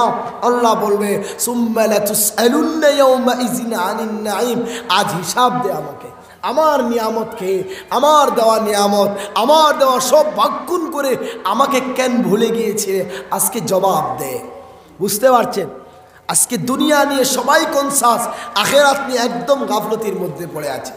দুনিয়ার শুধু দুনিয়ার ভালোবাসা, একটু হয়েছে আরও হোক, আরও হোক, আরও লাগে, এইভাবে নিতেছি, করতেছি। অথচ আল্লাহ বলে, ফাতাকুনু মিনাল খাসিরিন, ও আমার বান্দারা, দুনিয়াকে মহব্বত করো না, দুনিয়াকে ভালোবাসো না। যদি দুনিয়াকে ভালোবাসো তাহলে তুমি ধ্বংস হয়ে যাইবা। জোরে কোন নাউজুবিল্লাহ। কবি বলেন, आगा पिली मुझसे कई बशर नहीं, समा है सबर का पल की खबर नहीं, मृत्यु पेरी आसबे कबे नहीं तो जाना करो, एक पलकेर नहीं भरोसा बाचार आशा करो। মৃত্যু আসতেছে, তোমাকে কবর দিবে না, বলবে না, হঠাৎ করে চলে আসবে। আর তুমি কোটি কোটি টাকা ইনকাম করো, ওই মসজিদের কাটিয়ারের খবর নাই। আপনাদের সামনে আছে দেখুন, ওই যে ওই খাটিয়ারের খবর নাই, ওই খেউরের খবর নাই, অথচ সামান কোটি বছরের আছে, কোটি কোটি বছরের টাকা পয়সা ইনকাম করে দিয়েছি, কিন্তু আমাদের খবর নাই আখেরাতের, আমাদের খবর নাই এই কবরস্থানের, খবর নাই জান্নাত জাহান্নামের। দুনিয়া দুনিয়া করছি। শুনে নাও, নুরুস সুদুর কিতাবে লিখছেন, খায়রুল মাজালিস কিতাবের মধ্যে লিখেছে, তিনটি ভাই ছিল, ঝগড়া করে সে বলে, এটা আমার ঘর, আমি বাবার বড় ছেলে। মেজো ছেলে বলে, না না, এটা আমার ঘর, কারণ এখানে আমি মেজো ছেলে, বাবার আদরের ছেলে। ছোট ছেলে বলে, তোমাদের চাকরি আছে, তোমার ব্যবসা আছে, আমার কোনো কিছু নাই, এটা হলো আমার ঘর। বুঝতে পারছেন আমার কথা? উঠাউঠি করবেন না, মাথার তার ছিঁড়ে যায়। এত কষ্ট করে আসলাম, কারণ এখন জলসা রাখার টাইমই না, কালকেই দুটো করতে হয়, গতকালকে দুটো করেছি। আপনাদের কাছে সময় দেওয়ার জন্য আর কোনো জলসাই রাখিনি। আর উঠা বসা যদি করেন তাহলে মনটা ভেঙে যাবে। বসে থাকবেন তো ইনশাআল্লাহ? সবাই বলো ইনশাআল্লাহ, মাশাআল্লাহ। বসবেন ইনশাআল্লাহ।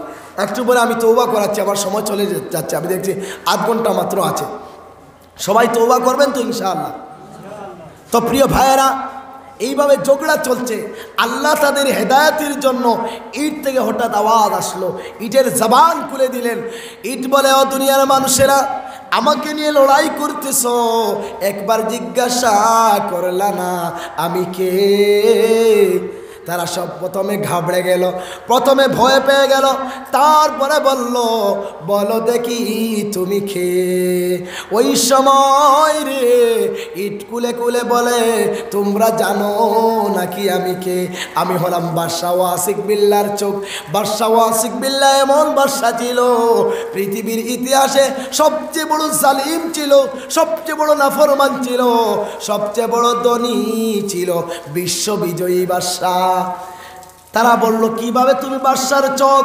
ওই ইট থেকে আওয়াজ, ও দুনিয়ার মানুষ রে, আমি একসময় বাদশার চক্ষু ছিলাম, তারপরে আমাকে মরে গেল বাদশা, মরে যাওয়ার পরে দাফন করা হলো, ওই দাফনের পরে মাটি হয়ে গেল, সেই আমি চক্ষু মাটি হয়ে গেলাম, সেই মাটি দিয়ে আমাকে ইট বানানো হলো, ইট বানাইয়া সিফরিতে হারাইয়া পেট্রোরিতে ঢুকাইয়া কয়লা দিয়ে জ্বালাইয়া পুড়াইয়া আজকে তোমাদের বিল্ডিং বনে গেলাম।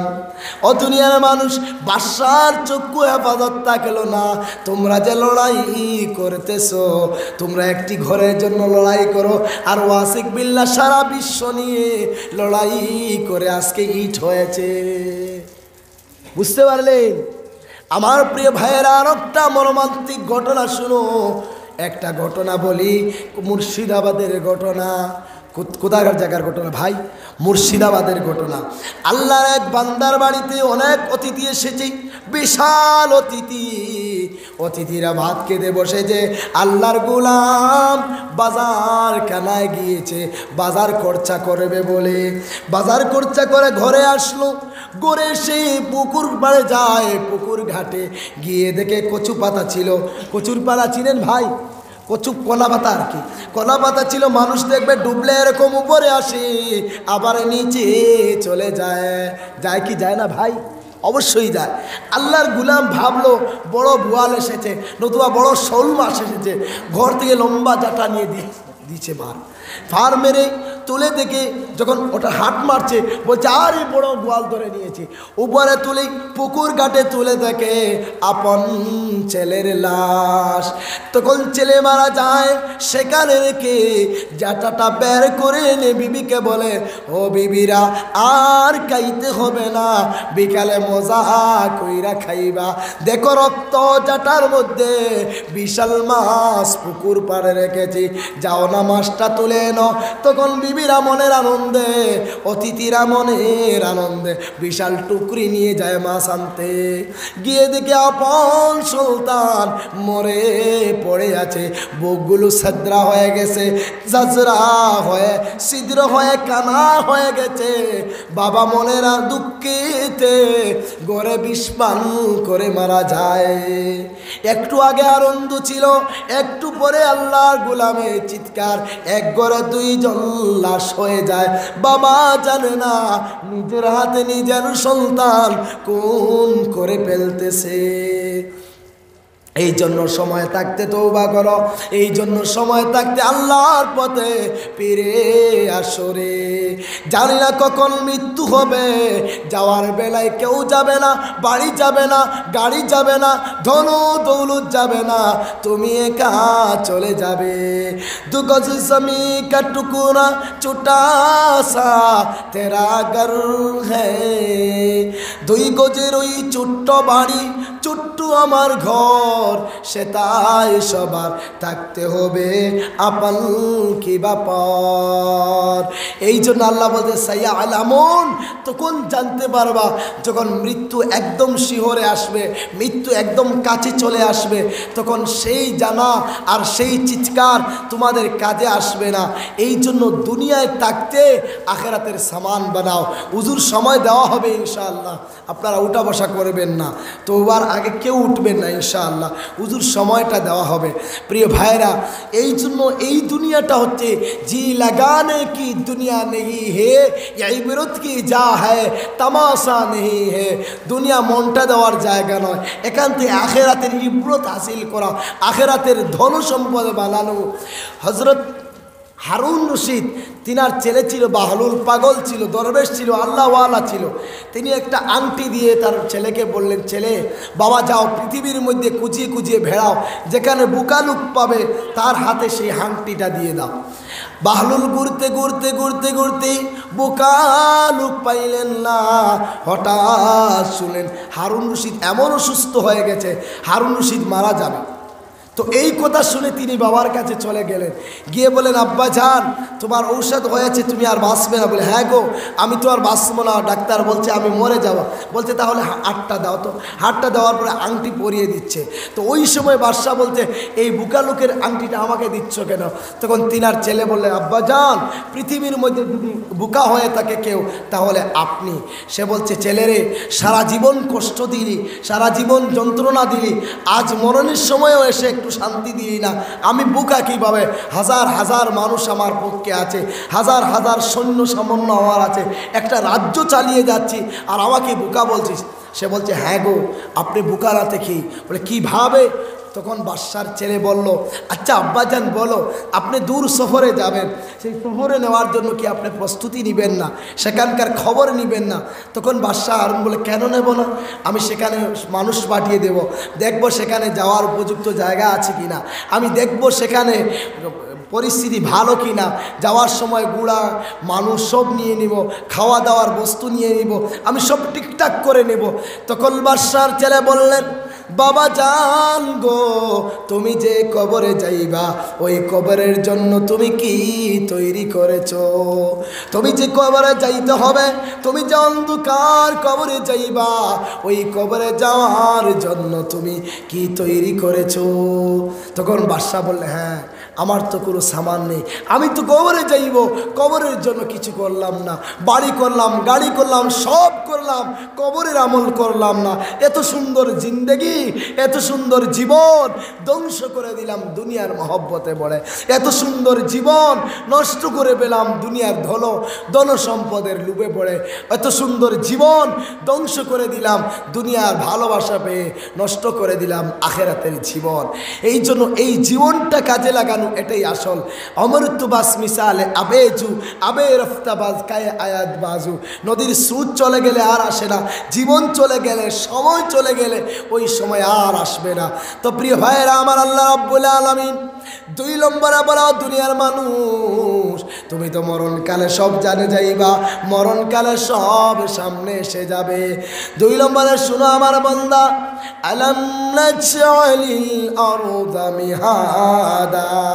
দেখো বান্দারে, আমার কোরআনের দরকার নেই, হাদিসের দরকার নেই, কোনো কিছুর দরকার নেই, একটাবার এই জমিনের দিকে তাকাও, তুমি এমনিতে হেদায়েত পাইয়া যাইবা। জোরে কোনো সুবহানাল্লাহ।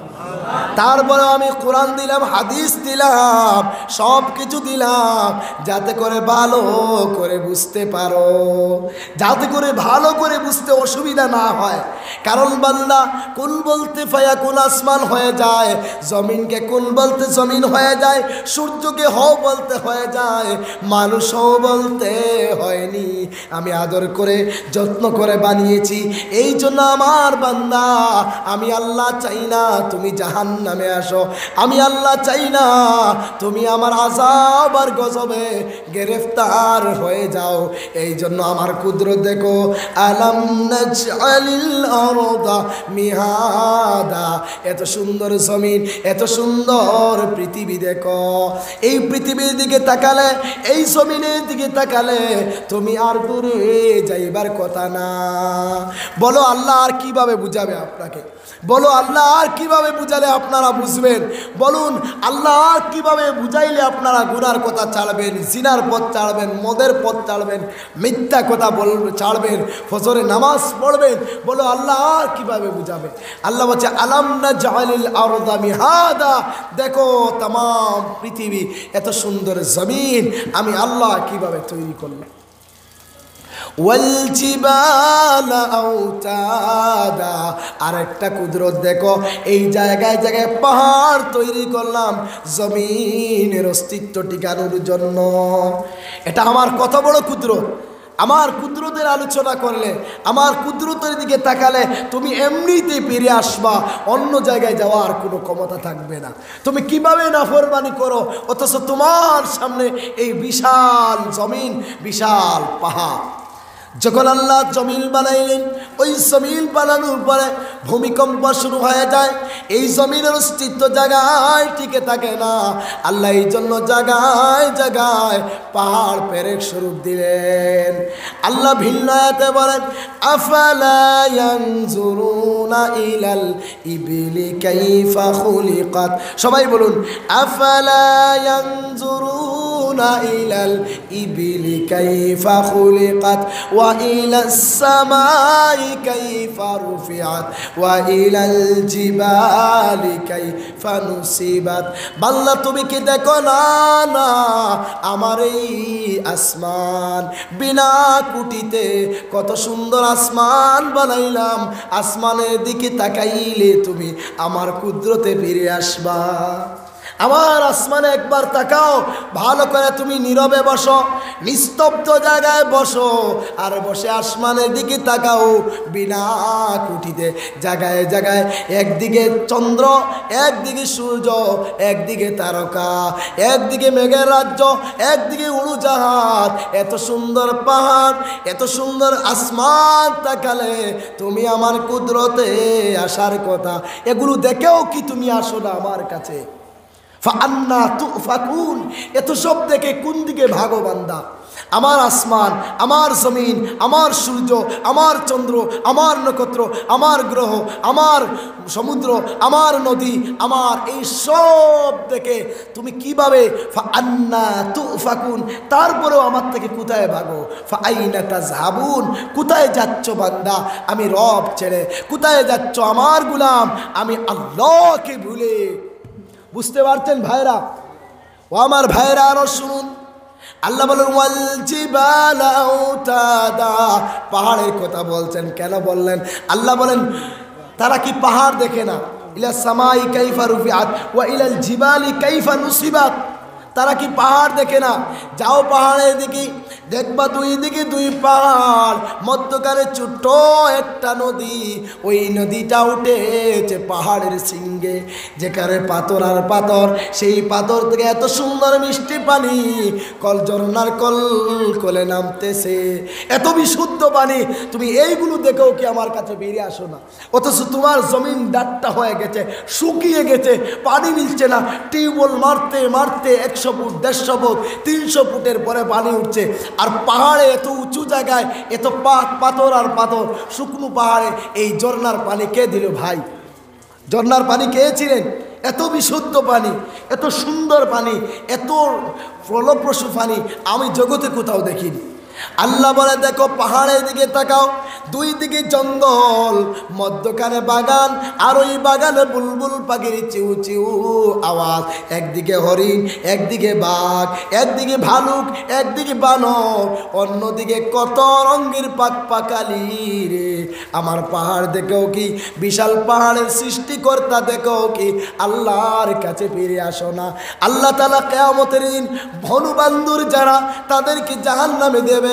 ওরা বলবে আল্লাহ গো আমাদের উপরে জুলুম করেছ। কি বলবে ওরা? আল্লাহকে বলবে আল্লাহ আমাদেরকে তো তুমি জুলুম করেছ। আল্লাহ বলবে কিভাবে?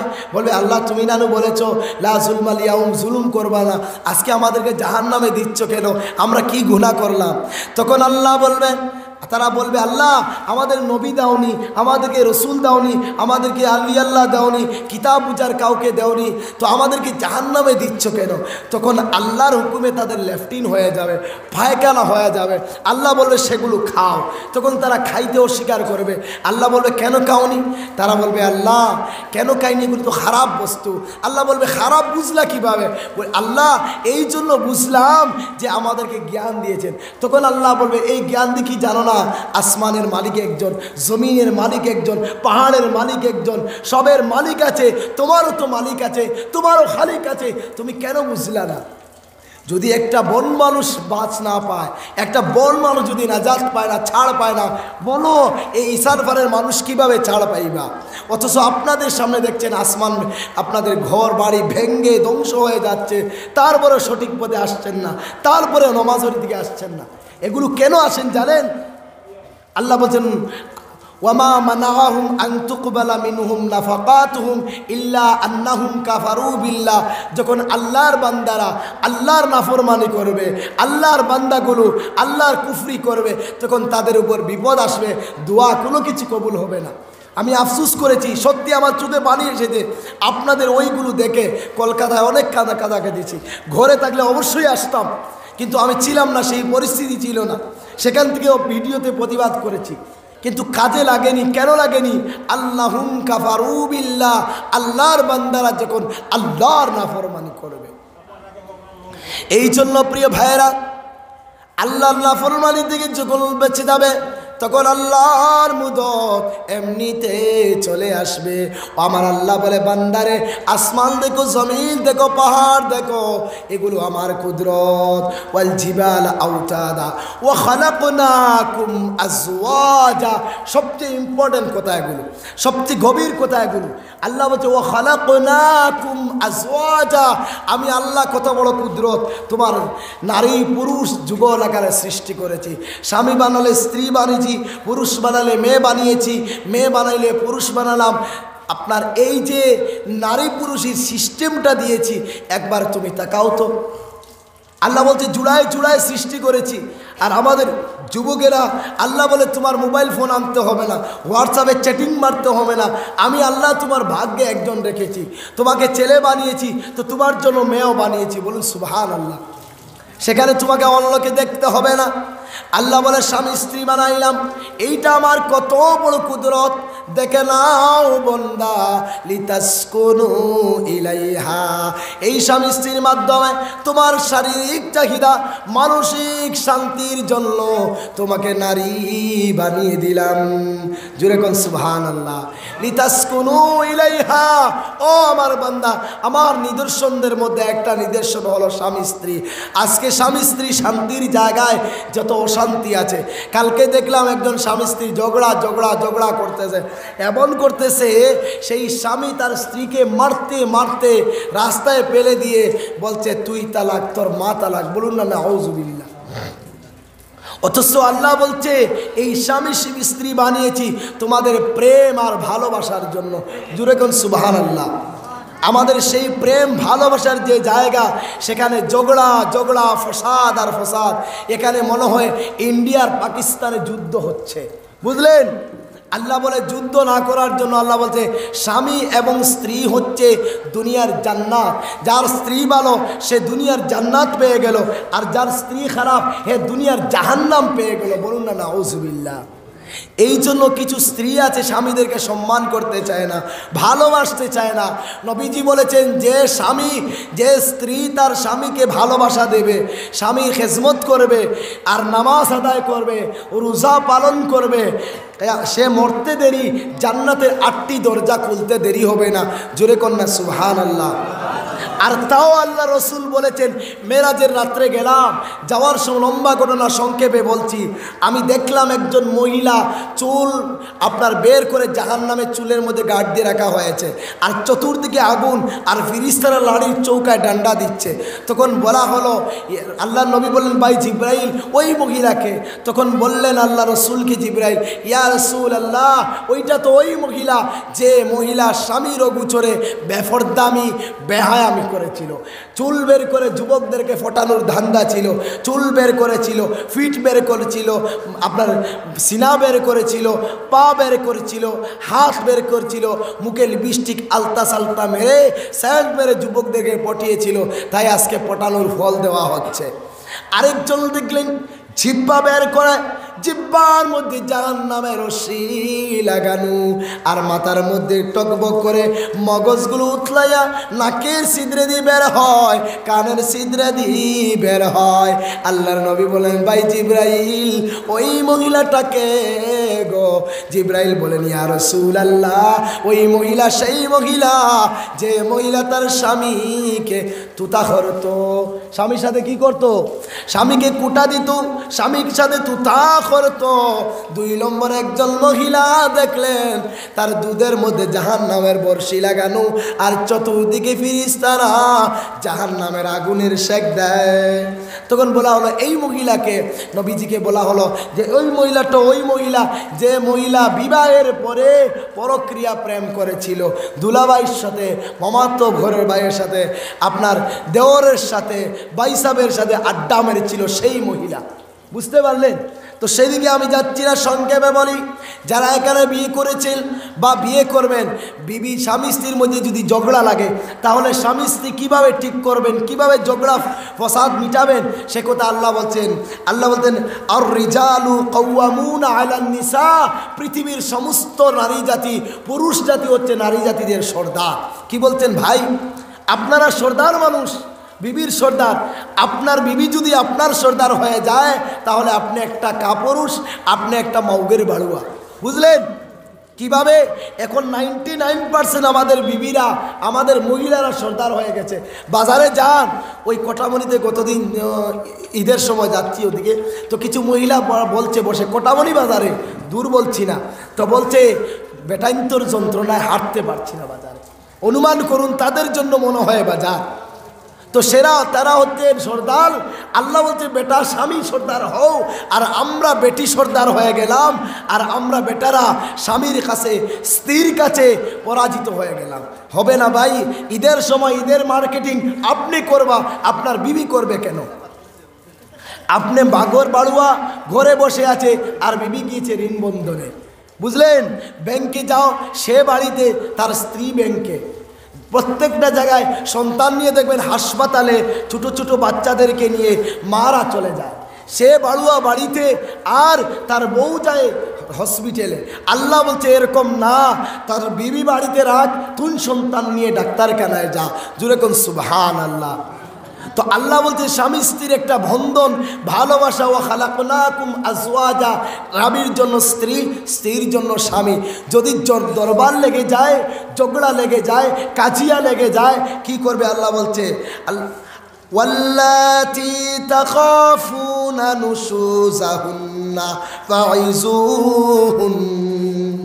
আল্লাহ বলে দুনিয়ার মানুষেরা শোনো, দুজনের মধ্যে যদি আপুসের মধ্যে খাজি লাগে, দরবার লাগে, তাহলে তোমরা দুজনে মীমাংসা করে নাও, একজনে আরেকজনকে বুঝাও। বলুন সুবহানাল্লাহ। এখানে ফাইজুহুন্নার ফাইল হচ্ছে আপনার পুরুষ জাতি।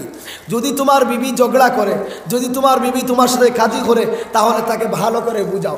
প্রথমে ওই কালকে যেভাবে দেখেছিলাম ডান্ডা দিয়ে রাস্তায় দিয়েছে, তালাক দিয়েছে, এরকম হবে না। বর্তমানে যে বিপদ আমাদের উপরে, আল্লাহ বলছে তুমি তোমার স্ত্রীকে বুঝাও। কিভাবে বুঝাও? ফাইজুহুন্না, ওয়াজ করে বুঝাও। মৌলানা সাহেব সামনে আছেন। ফাইজুহুন্না, তোমার বিবিকে ওয়াজ করে বুঝাও। এখন ওয়াজ করে বুঝানো বলবেন হুজুর আমরা তো আর ওয়াইজ নয়, আমরা তো মুহাদ্দিস নয়, মুফাসসির নয়, আমরা কিভাবে বুঝাবো? আল্লাহ বলছেন তুমি বুঝাও তোমার হিকমত দিয়ে, তোমার জ্ঞান দিয়ে। তোমার বিবি যখন তোমার মধ্যে ঝগড়া লেগে গেল, তুমি তোমার বিবিকে বলো, বিবি রে তুমি কেন কাজি করে আছো, তুমি কেন আমার থেকে মুখ ফুলে আছো, তুতা ফুলে আছো? বিবি গো বিবি, এখন যদি আমি মরে যাই, আমার গায়ে সাদা কাপড় লাগার আগে তোমার গায়ে সাদা কাপড় লাগবে। লাগবে কি লাগবে না?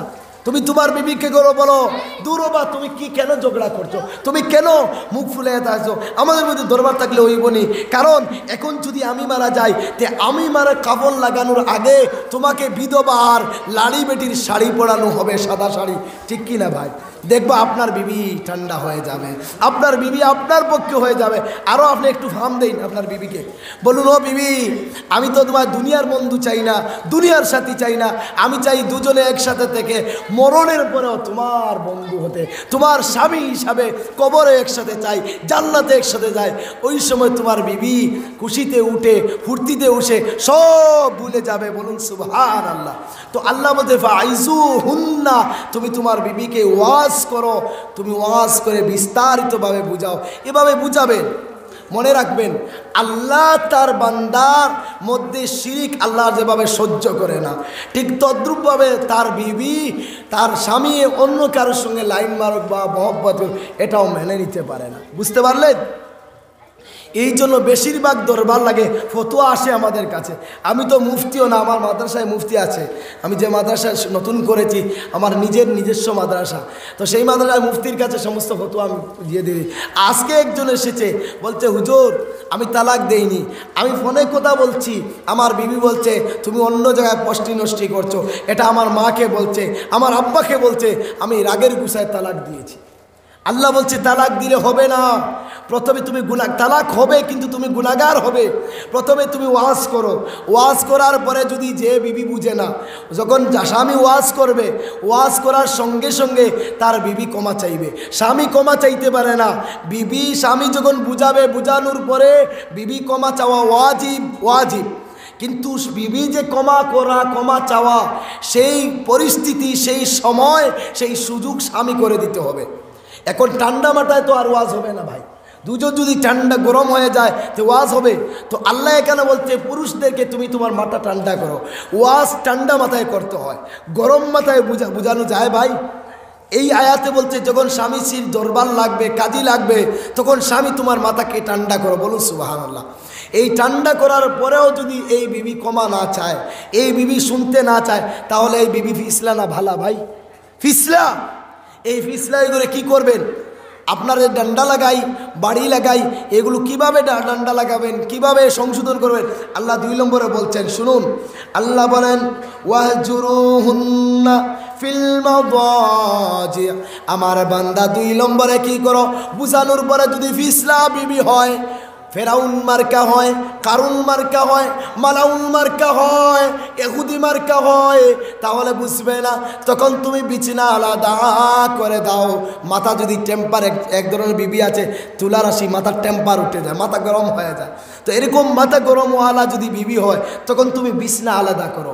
তো রাতের বেলায় তোমাকে যখন গোলি মারে তোমার উপর পা দিবে, দেখবে তুমি নেই, সেখানে তুমি নেই, মনে মনে আসবে আরে আমি যার জন্য বাড়ি চাললাম, যার জন্য মা চাললাম, যার জন্য ঘর চাললাম, যার জন্য ভাই চাললাম, যার জন্য ভুল চাললাম, সে আজ যদি পাশে না থাকে তাহলে আমার আসা যাওয়া ব্যর্থ। তখন রাতে গিয়ে তোমার কাছে বলবে স্বামী জান আমার বিছনায় আসে যাও, নতুবা বলবে তোমার সাইডে একটু জায়গা দিলাও। জোরে কন্যা সুবহানাল্লাহ। ঠান্ডা হয়ে যাবে, তোমার বিবির মাথা ঠান্ডা হয়ে যাবে। তারপরেও যদি মানে না ফিসলা বিবি হয়, তাহলে আল্লাহ বলেন কি শুধারেন? ওয়াসরিবুহুন্না। তখন তুমি ডান্ডা লাগাও। সেই ডান্ডা কি ভাই আলোর ফাইসুন দিনি, বড় ডান্ডা হুরনির গড়ি দিনি? না না, এটা ডান্ডা হলো, ডান্ডা 2 ধরনের, একটা লজ্জা দেওয়ার উদ্দেশ্যে আর একটা সত্যিকারের মারার উদ্দেশ্যে। তো আমরা গত বছর দেওরা হাদিসের বছর ছিল, সারা রাত ক্লাস, তাহাজ্জুদে বলুন উঠা যাবে? তো আমরা তাহাজ্জুদে 3 জন উঠিনি, হুজুরকে ডেকেছে, আমরা উঠিনি। তো পরের দিন আসরের নামাজের পরে প্রায় 700-800 ছাত্র আছে, ওইখানে আমাদেরকে দাঁড় করিয়েছে, আমরা 3 জন ছিলাম। বলছে বদরুদ্দিন, আরও নাম বলছে, ওরা বলবে নেটে যাচ্ছে তো বলবে আমাদের নাম কেন বললো, এই জন্য বলিনি। তো আমরা দাঁড়িয়ে গেছি, দাঁড়িয়ে কাছে নিয়ে হুজুর আমাদেরকে 7টা করে ডান্ডা দিয়েছে। ওগুলো একটু শরীরে লাগেনি, আল্লাহর কসম একটু শরীরে লাগেনি, কিন্তু ছাত্রদের সামনে, ছোটো বাচ্চাদের সামনে যে দাঁড়িয়েছি, এত লজ্জা পেয়েছি। তো পরের দিন হুজুর ক্লাসে ওয়াজরিবুহুন্নার ব্যাখ্যা দিতে বললেন, ওই যে তোমাদেরকে ডান্ডা দিয়েছিলাম, তো প্রহার করেছিলাম, কষ্ট পেয়েছো? বললাম হুজুর কষ্ট তো পাইনি, তবে যে লজ্জা দিয়েছেন সেটা যথেষ্ট হয়ে গেছে। তখন বলছেন এটাই হচ্ছে বিবিকে মারা। বিবিকে মারা মানে তুমি হাতে না, মুখে না, গালে না, চুকে না, মাথায় না, পিঠিতে হালকা প্রহার করো, যাতে করে সে বুঝতে পারে যার জন্য সব ছেড়ে আসলাম সে আজ হাত উঠিয়েছে, অন্যদিন যদি করি তাহলে ব্যাপারটা আরও খারাপ হবে, তখন সে ভালো হয়ে যাবে। তারপরেও যদি ভালো হয় না, আল্লাহ বলেন ফাইন আতানাকুম, যদি মেনে নেয়, এই সব পদ্ধতি করার পরে যদি মেনে নেয়, ডান্ডা হচ্ছে 3 নম্বর স্টেশন। 4 নম্বরে আল্লাহ বলছে যদি মেনে নেয়, তখন তুমি কি করো? ফালা তাবগু আলাইহিন তুন্না সাবিলা। 5 নম্বরে আল্লাহ বলছে অন্য পথে যাইও না। যদি বিবি ভুল ক্ষমা চায়, যদি বিবি ভুল তার দোষ বুঝে যায়, তখন তুমি তোমার হৌরে খবর দিও না। কইনার মা বাবাকে এনে তুমি ওই মেয়েকে লজ্জা দিও না। আমাদের তো বোনেরা অনেক সময় যদি ভুল করে ক্ষমা চায়, তারপরে আবু জেহেল ক্ষমা করতে চায় না, তার শ্বশুরকে খবর দেয়, তার শাশুড়িকে খবর দেয়, এসে বলে দেখো তোমার মেয়ে কী করলো, তোমার ছেলে কী করলো, এরকম বলে কি বলে না ভাই? আল্লাহ বলছে এরকম করো না। এরকম করার পরেও যদি বুঝে না, তখন আল্লাহ বলছে তুমি কি করো, ওয়াইল খিফতুম শিকাকা বাইনিহিমা, যদি তারপরেও ডর থাকে যে তোমার বিবি তোমার কথা মানছে না, মারাত্মক ফিসলা যদি থাকে, তাহলে তুমি কি করো, ফাবআসু হাকামাম মিন আহলিহি, তোমার পরিবার থেকে একজন, ছেলের গোষ্ঠী থেকে একজন হাকিম ডাকো, বিচারক। ও হাকামাম মিন আহলিহা, আর বিবির পক্ষ থেকে একজন ডাকো, ডেকে গুডমাট করে যাও। যদি মেনে নেয় তাহলে ভালো, আর যদি না মানে তাহলে আলাদা হয়ে যাও। কারণ যদি তারপরে আলাদা হও না, তুমি ঘুমে থাকবা, তোমার মাথা দুখণ্ড করে দিবে, তুমি আরামে সরল মনে হয় বিবি নিয়ে ঘুমাইবা, তোমাকে রাত্রে জব করে ফেলবে। এই জন্য 3 নম্বরে, 4 নম্বরে, 5 নম্বরে বলছে আলাদা হয়ে যাও। তো প্রিয় মা বোনেরা, স্বামীর খেজমত করবেন। ওইদিকে লম্বা ঘটনা, এদিকে আমি যাচ্ছি না, এখানেই আমার বয়ান শেষ করতে চাচ্ছি। ভাই একটা ঘটনা বলি, আপনাদের মসজিদ, এটা আপনাদের জায়গা, আপনারাও কবরে যেতে হবে, আমরা সবাই কবরে যেতে হবে। কবর ও সামান জোগাড় করার আগে আগে দুনিয়া থেকে যেন না যাই। এই জন্য প্রিয় ভাইরা, আমরা সকলে সংক্ষিপ্তভাবে তৌবা করবো ইনশাআল্লাহ। তৌবার আগে কেউ উঠবেন না, দয়া করে পায়ে ধরে বলছি, মুরব্বী সাহেব আপনার পায়ে জরুরত হলে চলে যান, আর বাকি কেউ উঠবেন না ইনশাআল্লাহ, বলুন না ইনশাআল্লাহ। তো মসজিদের জরুরত আছে, বোধহয় মসজিদের জরুরত আছে, মসজিদের কালেকশনের জরুরত আছে, মসজিদের অনেক টাকার প্রয়োজন, মসজিদের জরুরতের প্রয়োজন। কে দিয়েছেন?